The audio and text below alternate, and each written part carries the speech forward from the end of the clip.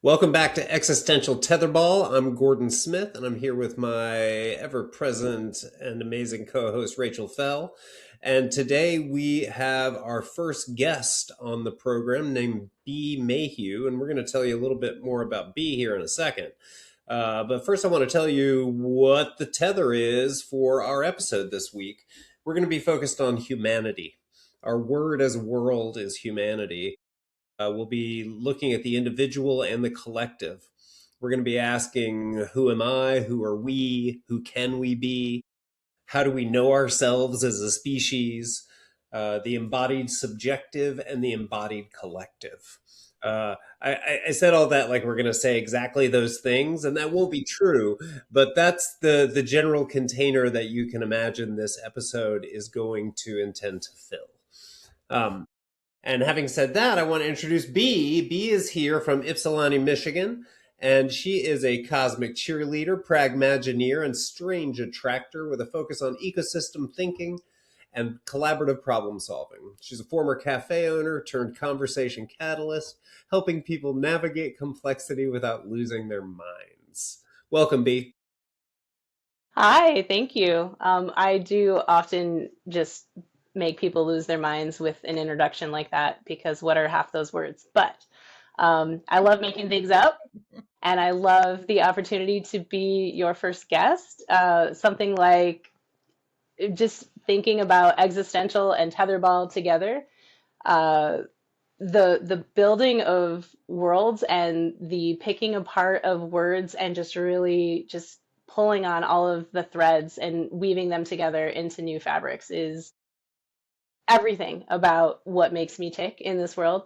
And I also, as soon as I heard the word tetherball, remembered this story from fourth grade. And in retrospect, that was when I was identified as gifted, but didn't know it at the time because I was just extracted from my classroom and given like a 90-minute interview and shown ink blots and had to answer these questions. And I had no idea what I did wrong, um, which is a story that I think continues to linger in my mind now. But I walk out to the playground after being stuck in this office for no clear reason to me. It was not explained. It's the mid 80s. It's sunny Southern California, fluorescent lights. I walk out, I'm on the playground. Suddenly I'm standing on a tetherball court, don't actually recognize that what I'm doing because I'm still kind of figuring out like, oh, I'm pissed that I missed half a recess. And I get whacked in the face with a tetherball. But, the ball bounced back and I bounced back. And 40 years later, I'm still standing. So it's a pleasure to be here. This is how I enter a room, and I'm so glad that you'll have me here with you for the next some minutes or an hour or so. Yeah, we'll see. We'll see it how it unfolds. We keep landing at like a 50-minute mark kind of naturally, but this is our first this you're our first guest, so who can say? Who can say? Yeah, we're super stoked you're here, B. Really glad you're here. So, all three of us were considering this tether, this word, humanity, and there's obviously so many like popular applications of it and usages of it. And I, like you, B, went to Merriam-Webster, just as a starting point, and I was pretty excited to see that the number one definition for humanity in Merriam-Webster is this like really high self-esteem definition. That it is about, it means compassionate, sympathetic, or generous behavior or disposition. That's the first definition of this word. And I smiled. I was like, oh, look at us being all aspirational about ourselves. That's so nice. What did you think when you saw it? Well, like I said, big mom energy. I'm like, well, that's aspirational, but I'm a little disappointed in humanity. So let's reverse engineer some terminology here and look at like the virtue of humanity in its aspirational forms, which can be done without morality, is something that I firmly believe, Hmm. but and is something that we need to just remember and keep at the forefront of our existence, moving through our days with our people, with our communities, because we're inundated, we're bombarded by outrageous content all the time that shows us the worst of humanity. But knowing people like you, knowing the people that I have in my life, I see the best of humanity more often than the news would tell me is real. So, what about you, Rachel? Well, I just did the definition thing too, and not Merriam-Webster, got into this sort of real, like neutral, just straight up the human race, human beings collectively. No qualification on morality, benevolence, aspirational, just like this very straightforward. And it takes me to this sort of, back to neurodiversity and this sort of like, what is common humanity? Or like, we have this opportunity to really start from this super foundational but neutral place. It's like, yeah, there is a collective humanity. And while that sounds simple, right, we get complex really quick when we start, the best, the worst. I immediately go to judgment and neuroception. You said something about morality already, B, and I'm like, okay, well, nature, like lizard, warm rock good, cold rock bad, neuroception and judgment. We get into, sort of how to operate as a species, on the planet alongside planetary intelligence and life in all forms. And that gets really complex really quick, you know?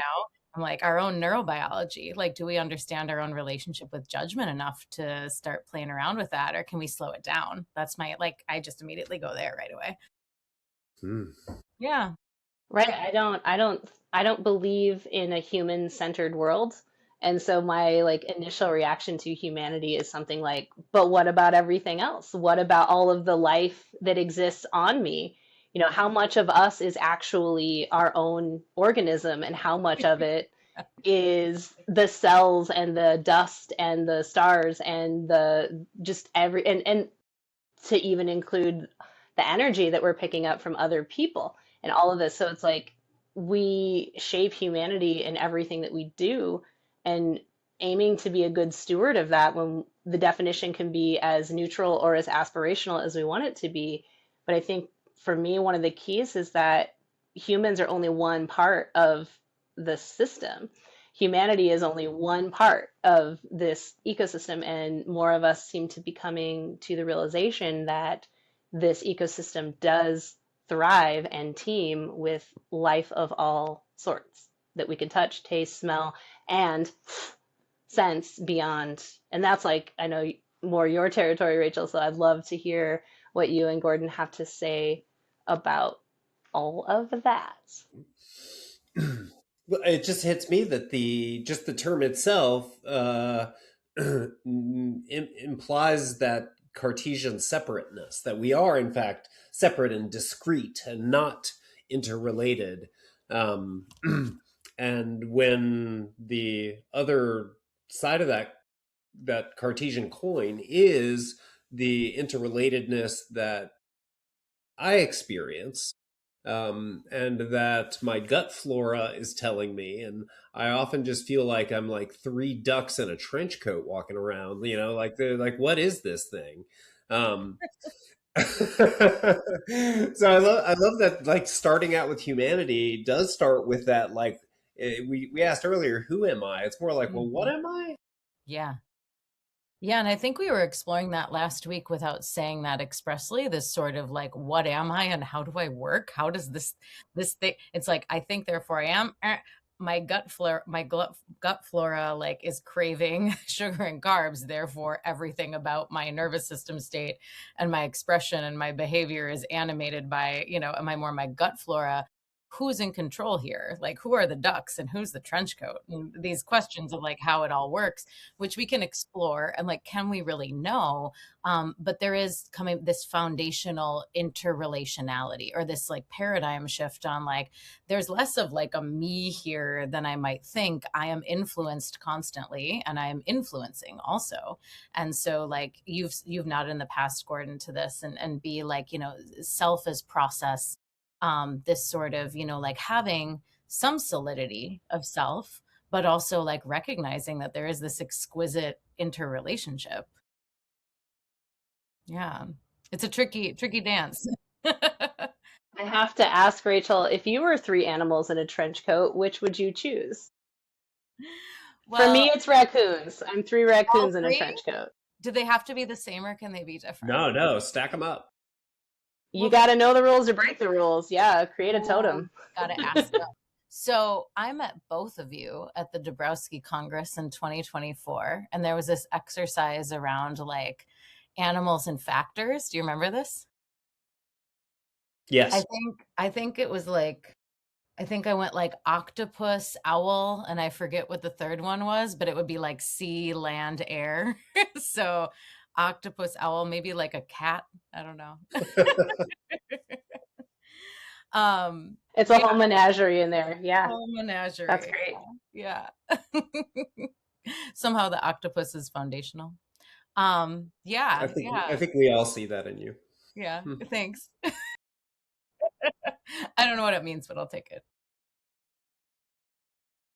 So, B, when we were talking about this in like text and email prior to you coming on, you brought up a couple of really, to me, really interesting touch points in considering the idea of humanity, and you've begun to talk about it already today.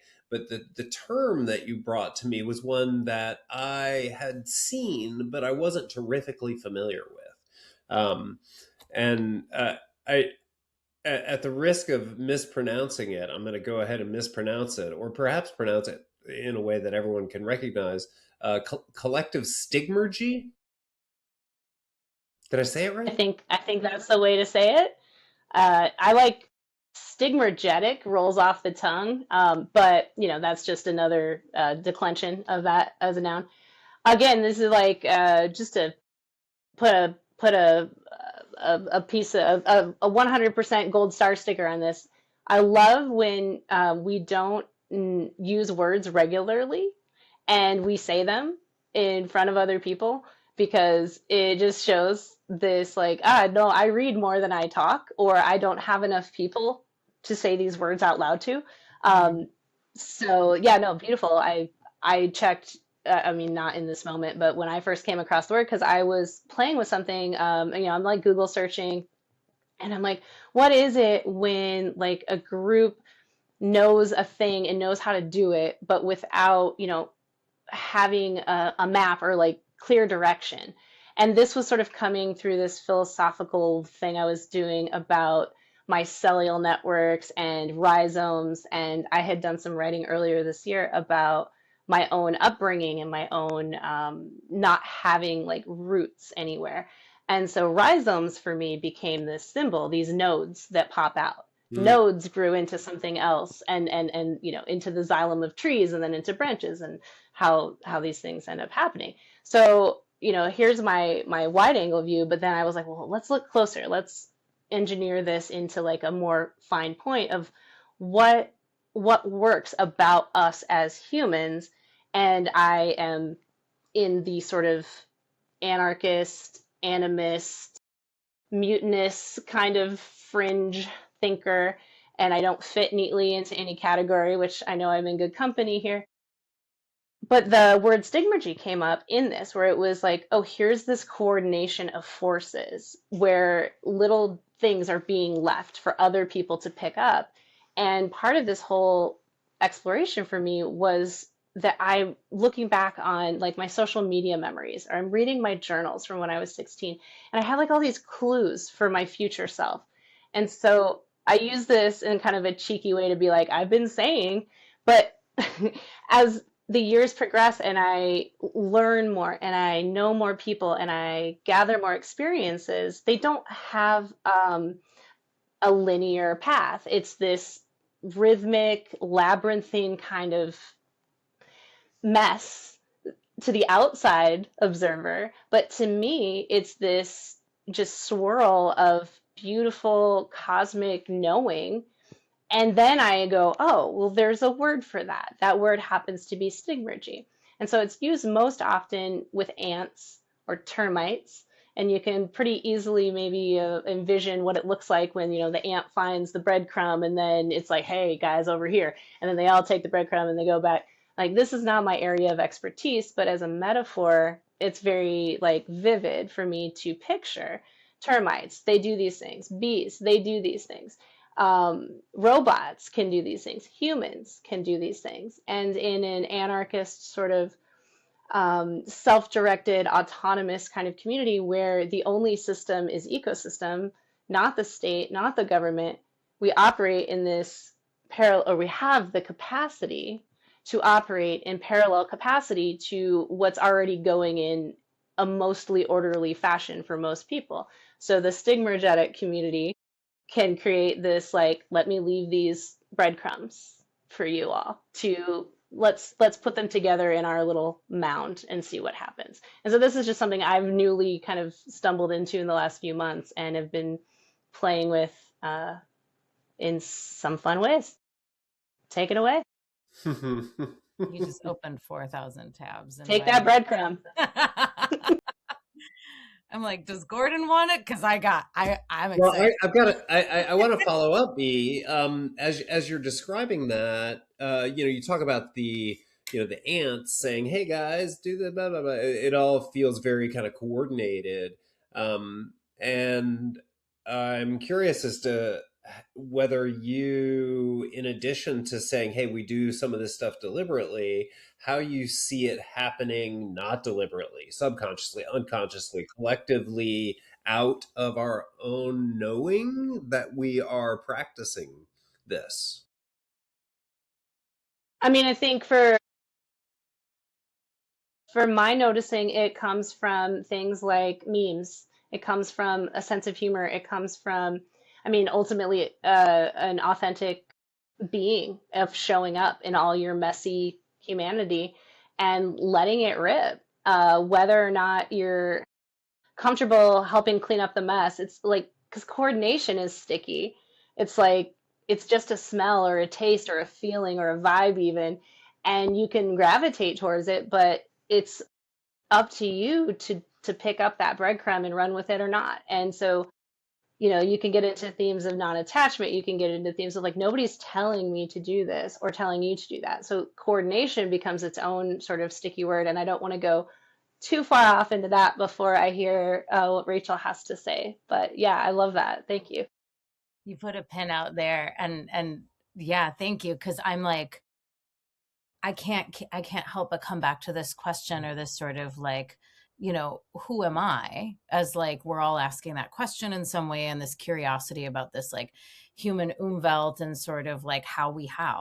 And I'm like, whoa, am I doing it right? The Yeah. stigmergetic self. And it's like, okay, my gut flora, the mycelial within, like this like self through time that is nonlinear, that is like, to Gordon's question about the sub and unconscious, the messiness of our own identity and the meaning that we carry within. I'm like, oh, there is, you hear a lot of people say like separation's an illusion and everything's connected, like full on yes and. It's like, I'm not in Gordon's experience, I'm not in B's experience, your body, and there is a relational mind happening here, like an unfolding relational that is influenced by all sorts of signals that we see, we interpret consciously, most of them less consciously, right?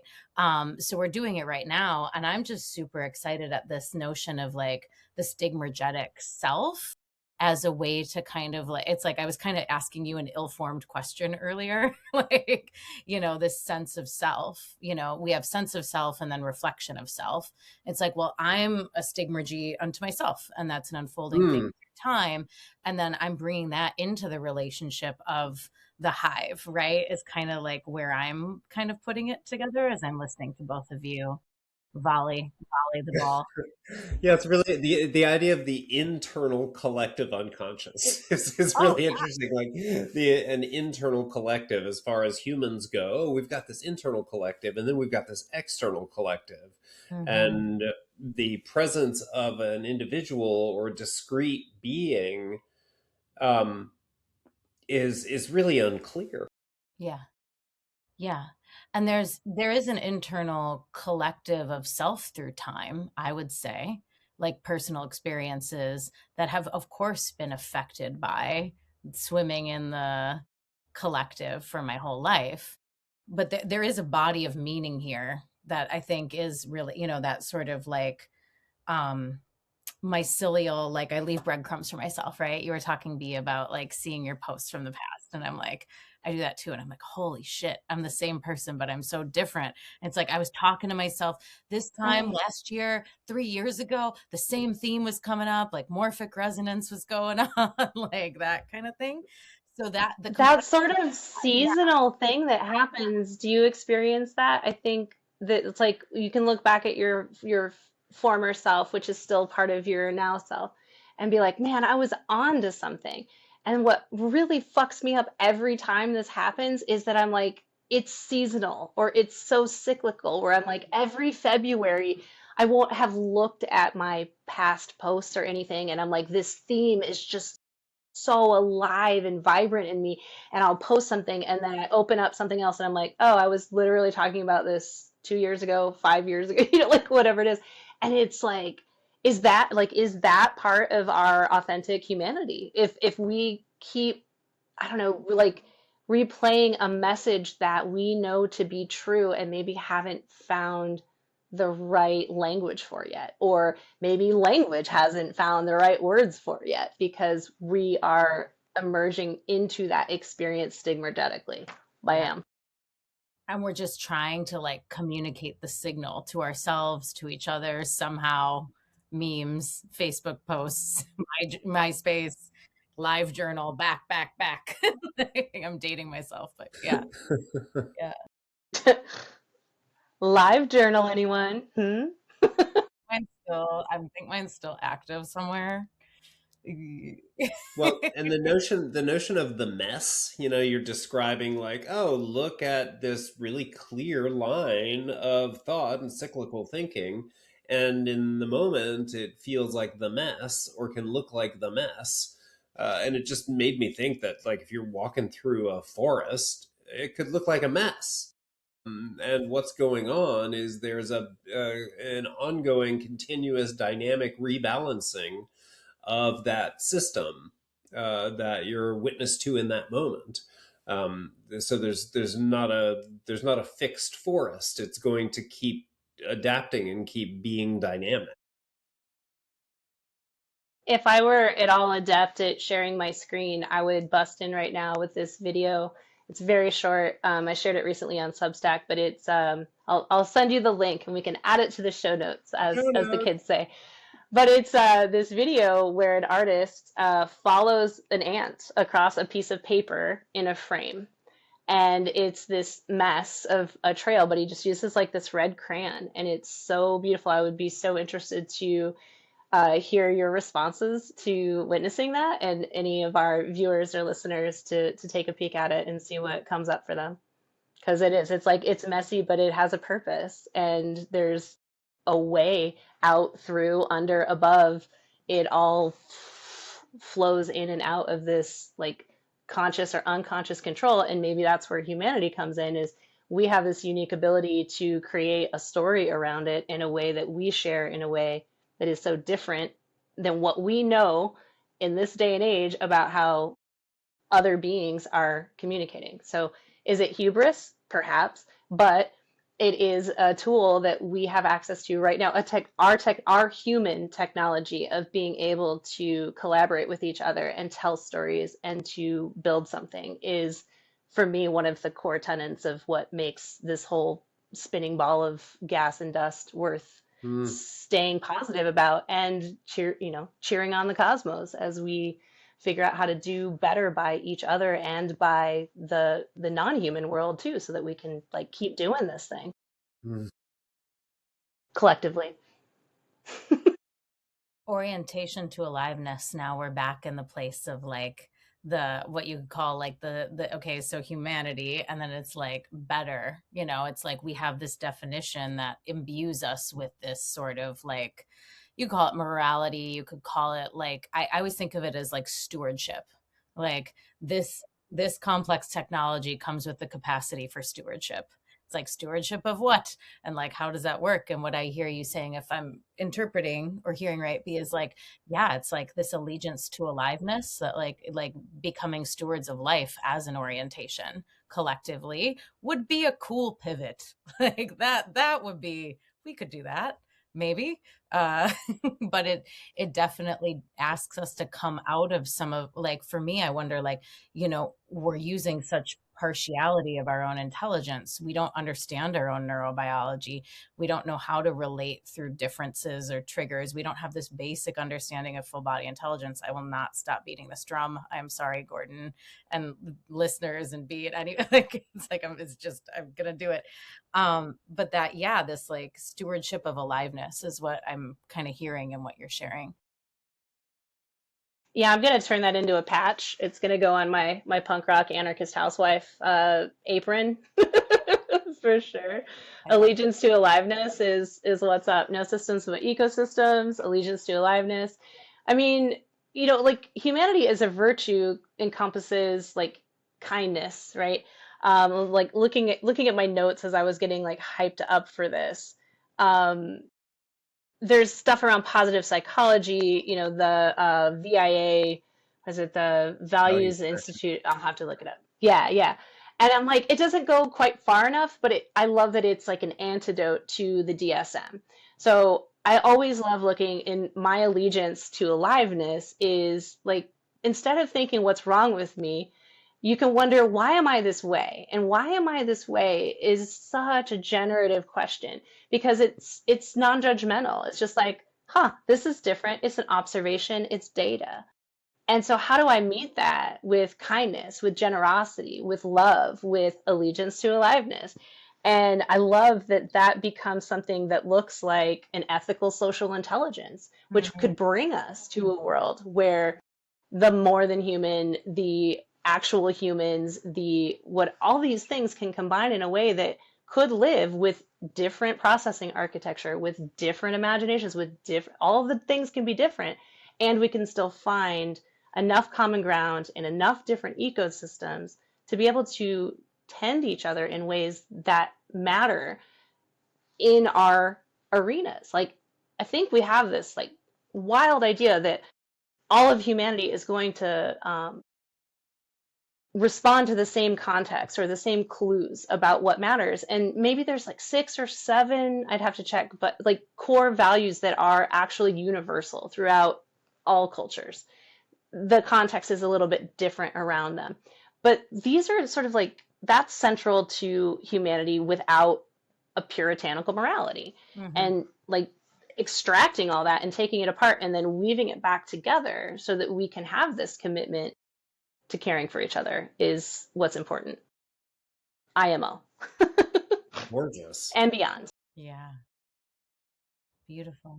And here we are with the pragmatism of the existential, not an ism, but what is foundational and fundamental. Like, how do, these 6 core values are words and they're entry points to a metric shit ton of meaning for each individual, right? For each group, for each collective. Like you're saying, the contexts are a little different. So I love that. I love that. Oh, so You yeah. spell do you spell metric shit ton TONNE, or do you just leave it at TON? Metric shit. Neither. I think Because it's when I'm metric, doing so it, it's yeah, you make a good point, but it feels unnatural to my context. I think I use 2 T's, that's a little wild card, right? okay, okay, Yeah, yeah. yeah. But I'm picking up what you're putting down and I like it. Gordon, were The you uh, all right. I'm having Apologize. you should. I'm having an Please imperial don't. shit ton of thoughts right An now. imperial shit ton. Um, Cereal. and well, I guess we can get to Empire here in a minute, but Right. around what you were saying, the stories that we're telling and the values that we have these words for in various contexts are these constructs. Hmm. And there's something about the ability to create constructs that is central to humanity as well. And I don't know if other things are doing this or not, but I'm sure they're not doing it how we're doing it. And that one of the constructs that you're providing is the idea of an ethical social intelligence. and what that might look like. And if you take an ethical social intelligence and you to move that to the aggregate, an aggregate of ethical social intelligences, then we are at this place of stigmergy again, where we are being able to exchange this, and culture reforms and humanity itself takes a different shape. Mm-hmm. That's what I'm hearing. Mm-hmm. Mm-hmm. I love that you're hearing that and not something that's come up before, which is that teaching social intelligence or what are they like soft skills and things like this look like behaviorism, which I am Mm-hmm. like fucking thumbs down. Yeah. So working on something towards ethical social intelligence becomes like, well, it's back to stigmergy and not something that is prescribed or controlled, but given the right container, the basin of people to thrive in. It's not changing, well, we have to change the system, but in the meantime, we can create spaces where this sort of intelligence can flourish or at least survive until it can flourish. Because right now, the systems that be and the behaviorist philosophies that dominate Western thinking are sinking and hurting all of us. So, Mm. like being able to be a buoy to to float on the breadcrumb across this sea to bring more conversation around what it looks like to not be controlled, but to still be coordinated in like a human effort that benefits as many people as possible at any given time. Oh, I want to go to that party. Yeah, me too. Come on over. I mean, I feel like a lot of people out there are trying to co-create that party in little pockets and areas and like using different language and coming at it from different angles, right? But what I'm hearing in this and translating it through my ringer of structure and language and meaning is healthy individuation for a healthy collective. It is going beyond this homogenate, and here we are back to neurodiversity and this sort of common humanity and these core values, which do require an exploration, connecting to them in terms of meaning, taking the time. It's very pragmatic to go there. Then there is this, like, sort of like we're all different and the meadow needs different types of intelligences and differences. And I'm going to be different throughout my lifespan. And then there's no other bee, right? There's no other Gordons. So it brings me right back to neurodiversity as a portal into this place that we're talking about and exploring. But it is a total paradigm shift from like right, wrong, good, bad, sort of that power over and more conditioned without examination, and then it functions on autopilot. It's like I don't want my neurobiology weaponized against me unconsciously ever, and especially now, like ever. So yeah, it's like healthy individuation can meet and relate and co-create. Yeah, I become responsible for my own, and this takes us right into Dabrowski territory, right? Yeah, it's fascinating stuff. I wish I had a better question in there. It's just like a mapping out loud. Yeah. Yeah. Do you think a co-creative, how do you see us moving towards a more co-creative paradigm B?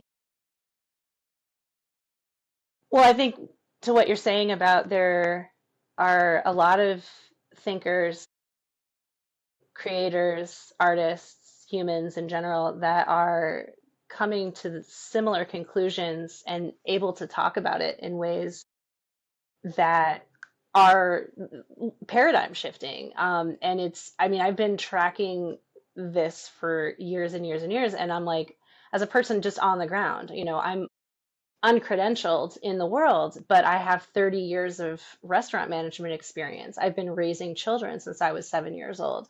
I I have the no bullshit pragmatic filter, like it's straight shooting. So things like ants and termites and bees speak more to me than a college classroom do, and there's value in all those things.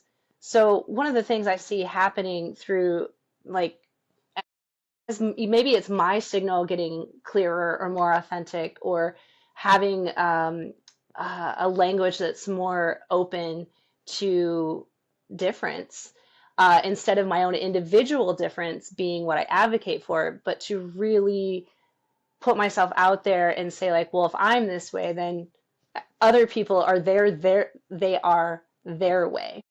And how do we make room for that? How do we really build ecosystems that have a role for every soul? Because like nobody loves well, not nobody. Somebody loves all the ugly bugs and whatever, and that's good. We need that. But like in general, when we're talking about things, it's like the butterfly emerges from a cocoon, or like all these like romantic sort of pretty things. And there's lots of like really ugly, gritty, nasty, gnarly stuff that composts that turns into something really beautiful. And I'm gonna like pivot real quick on this because when I talk about like rules for every soul, one of the things I feel sorry for accountants, okay? And this is just like my bias. Like All right. people who love spreadsheets, people who can sit in front of a computer for hours and just like crunch data, like I bow to them because I that is a skill that I cannot do. But every accountant I've ever known can't cook for shit, and I can't wait to meet an accountant that's a great chef to just prove me wrong. But in general, this is like a very straightforward example of how I have a certain skill set and I have a way of talking to people that can bring certain people in, but I still need that accountant, right? And they have just as much valuable diversity of life teaming on, in, and around them that makes their, so it's like it's sexy to be like the outlier or like the strange attractor or someone who's the jester and kind of like ruffles everybody's feathers. But like we need a balance of different roles in every single ecosystem and every place, whether it's your workplace or your college classroom or your kids PTA meeting or whatever. Like there needs to be a mix, and that speaks to like the neurodiversity, the biodiversity, the whole meadow of existence on our feet and above our heads that makes this shit come together. And it's like, it's beautiful if you can just like appreciate your accountant, invite them over to make some bread. So You yeah, it's all happening. you telling that story makes me think of for my 48th birthday. Me and a few friends went down to Key West, and we biked from Key Largo to Key West over a course of 3 days. But my accountant came down with us. But she doesn't like biking. She not big on the moving around stuff. But she was stoked to drive the Jeep with all of our gear in it to the next stop. And so she was this like clutch team member. So yeah, I've got the accountant and the driver that makes all of the rest of this stuff possible, and who is stoked to be able to have that time to herself in the Jeep, and to be able to be super helpful for the team. Yeah, that's a beautiful pragmatic example of a functional, healthy ecosystem. I love that. Mm-hmm.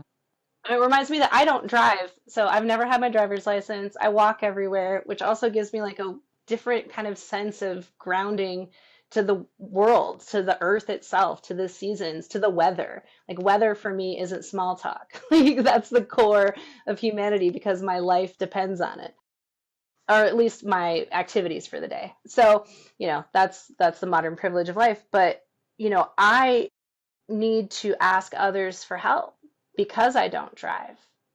And it's like, it's that sort of internal paradigm shift where other people are like, oh, you don't drive. That must be so hard. And I'm like, no, it's fucking awesome because I get to talk to the trees. I watch the leaves wake up, and, and it gives me a reason to reach out to other people. And, in our times, there's such a focus on this individual, I can do it myself. I have to heal myself before I can be involved with anyone else.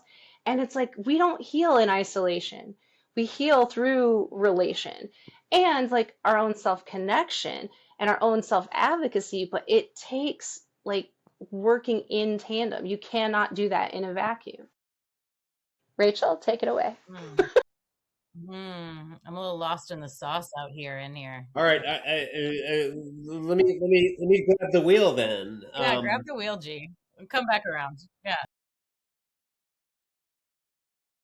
So often when folks are talking about tackling big societal problems or ecological problems or just big macro things. It is often a question of how to repair the existing systems. And as we watch the existing systems crack and break and um, strain, the idea that maybe the questions themselves are part of our problem, that the questions themselves are perpetuating the separateness and perpetuating a cycle that's, we know the trend lines on the various existential threats to humanity right now. So B, I want to hear from you. What are the questions we ought to be asking? I mean, the first question is, are we asking the right questions? So I don't, I don't think we are. I think we have such I mean, I think the questions are out there. I don't know what they are. I mean, I think as a modern civilization, we're like teenagers, just rebelling against all this shit out in the world and think that we're on top of everything and the recency bias of our times and we're the ones responsible for ruining everything. And like, yeah, we have some measure of responsibility, but like the first question ask anyone about anything is like, how's your heart? Hmm. How are you showing up today? What feels good? Because when you remember those core parts of like what gets you up and moves you through, that's to me what makes you human. And it doesn't matter if you have kids or you have a car or you're what if you're connected to another person through that sort of relational maturity, you can expand so far beyond your own bullshit going on in your head. It's like we get so it's important to understand ourselves. It's important to use that self understanding to connect with other people. But I feel trapped right now in this world of, I'm like clawing out of the edges of this world where everyone is so self absorbed. And I wish that like self centering actually meant to be centered, to Yeah. have a center of yourself that you were able to connect to other people. So I would start there. Beautiful. What do I give a shit about is like another version of that question that's like a little less soft and a little less like it's like what do I give a shit about? Like, because that innately, like, it takes you into relationship, right? It takes you out of yourself, but there is a tether, the goal, like this I am center, which is a felt sense place for me. um that, in relationship. So I hear you, and immediately I come back to like, what are the right questions that we need to be asking? Like, who am I? Who are we? What are we? How does this work? And that takes us against every conditioned assumption that exists, like every single one. Like, can you explore with others, within yourself, self with self and self with others? Can you explore the nature of these fundamental like assumptions or beliefs that you hold and carry, and like what's possible, like what's possible in terms of who we can be and where we can go, and like how might ideas of what's possible be blocking what's actually possible? I can't get out of that. I'm like, I think we're saying something very similar in very different ways. Be like, it's not far off. It's just different language. It's like, yeah, Absolutely. yeah, yeah. Well, pragmatic tether to our father of pragmatic psychology, William James, who once famously said, my favorite 19th century influencer, act as if what you do makes a difference. It does. Mm-hmm. And I had that written down for my kids when they first started self-directed learning and we, left the school system. And I was like, okay. So they were like, well, what does that really mean? And I was like, act like what you do makes a difference. Act like you give a shit. So they wrote down that quote. And so it's like William James quote. And then it's like, then they're like, act like you give a shit, mom. And I'm like, great. This is how we want these concepts to like bounce between generations and like embodied practice of like, yeah, okay, what you do makes a difference. Act like you give a shit. So Because that's like what it comes down to. And so it introduced another question, like how would you behave if you gave a shit? Like what would that look like? If you were walking through the world caring about repair and reconstitution of humanity, what would that look like? What would you be doing differently? How would that look? Yeah, I mean, it shows up immediately in things like walking down the street and picking up garbage when you see it. Like, you don't have to walk around with a hefty bag all the time and think you're going to save the entire planet by picking up garbage every single day, but like, notice when you're walking. You know, don't walk over fucking garbage. If you can pick it up, pick it up. It's so simple, it's so straightforward, but it's like, oh, I'm taking care of what's in front, like literally what's in front of me matters. I've started wearing a whistle around my neck, like an ice whistle, Hmm. and in public spaces. Not necessarily because I think ice is about to bust in the door, but to be able to let folks in the room know, I got your back. Mm. We're looking out for each other. I Yeah, keep it sends a signal. I keep coming back to the signals within, like the God damn it, You're, stigmergetic self. I'm thinking about your accountant on the trip, Gordon, right? yeah. And there's a difference between her saying yes to that because she wants to do it and her saying yes because she feels like she's being enrolled or she should, right? Like back to this healthy individuation and this place of like, coming out of these sort of like deficit perspectives on self and humanity at large. It's like, I matter, what I do matters, picking up this little piece of trash matters. I think it starts with this being influenced and influencing, and there is an I am there where like I do have an authority. I can say yes, I can say no. The state of my well-being is integral to the state of the well-being of my family, of my relationships, of the whole.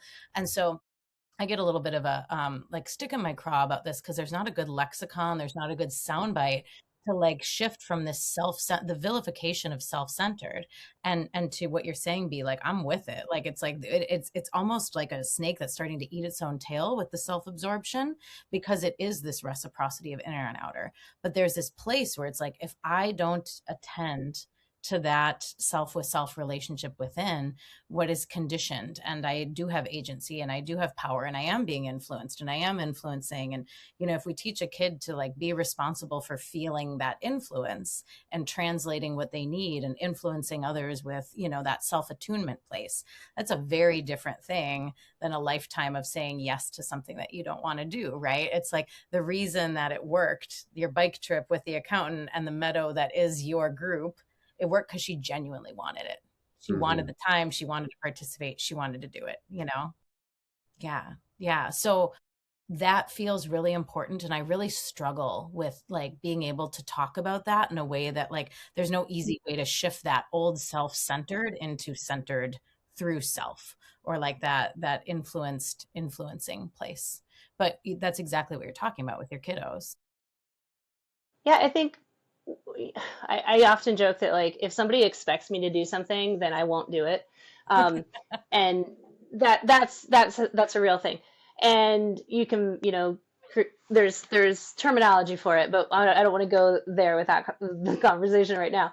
But what I want to say is that one of the ways around that, or not around it, but in talking through it and eating our own skin and the reciprocity and the regeneration that comes from that, is if you do things out of resentment or you do things because you believe that you have to without the inner drive, the inner autonomy, the idea that what you do matters, Mm-hmm. then it does build resentment, which takes us back to like the virtue part of humanity or the aspirational part of humanity. It's like, well, I'm doing it to be a good person. Well, what makes a good person?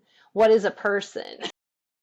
And so we can cycle through that, but in the sense of finding your center and putting that forth with agency, with authenticity, without resentment, without being like, well, this is how the world is. Mom told me to pick up garbage, so I pick up garbage. It's like, well, fucking don't pick up garbage, do something else. But the more of these things that we notice and put in our little generator to move through the world, then it's like, oh, cool, I did that for a little while. Now it's somebody else's turn to do that. Not because I did it, now it's your turn, but because it's like, oh, I found another way for my way to matter or to move through this path, so that now someone else who's just starting can pick up the metaphorical trash, because we move through these things and we cycle back to these things. Like 30 years of restaurant life, my favorite job, I owned the place, I cooked, whatever. I fucking love doing dishes. Put me in the dish tank, because it's like the birth and death of every plate that went through that place starts there. Mm-hmm. And everybody would be like, but you're the owner, and I'm like, fuck that hierarchy. Like, you lead the people from behind them. You get behind them, Mm-hmm. and you support them, and you're in the trenches, and having the ability to step away and be like, okay, it's not, I can't do the dishes all the time. I can't cook all the time. How are you going to get other people to learn and expand their skills if you're the one doing it? And then if you feel entitled, you also generate more resentment, and you generate a hierarchy that doesn't actually serve humanity. Exactly. Beautiful. Damn, mic drop. I'm not even on a soapbox right now, but I feel like You can like, yeah, sit up that Yeah, I'm ready to send a check to this church. Yeah. chef's kiss. So doing the dishes is like a spiritual meditate, like you like there's deep meaning in that for you. And then you're like, I mean, and so is cooking, and so is serving, and all these other things. But like, that was definitely my spot of like my own personal Ouroboros of existence in that system. nice. Hey, AB, would you when before we came on, you were talking about this paper that you're making, and I think it's a really beautiful example that's a real good summation of everything we've talked about. Yeah. Oh, so yes, I'm making a paper for Valentine's for my neighbors. I'm starting this little garden group, and I've never made paper before, but today I got a wild hair at my ass, because that is what I do. And I made a decal and a mold, so a screen and two frames, and took a bunch of scrap paper. And I've got some seeds that I harvested from my garden this past summer. What are they? Cosmos and marigolds and sulfur cosmos and zinnia. And I can't grow food very effectively, but I bounty of flowers. So I decided to make this paper, and I'm going to throw seeds in it as it starts to dry, press them in, cut out little hearts, and put those in envelopes for everybody on my actual physical block of my neighborhood, with a little roses are red, violets are blue, seeds don't bloom alone, and neither should you.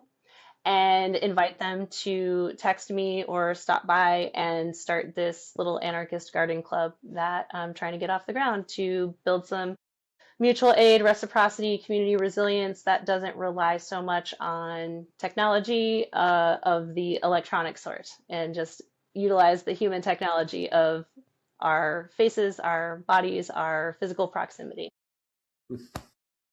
Humanity. Humanity. Humanity! Yeah. My jazz hand. Send me your address, Rachel, and I will send you one.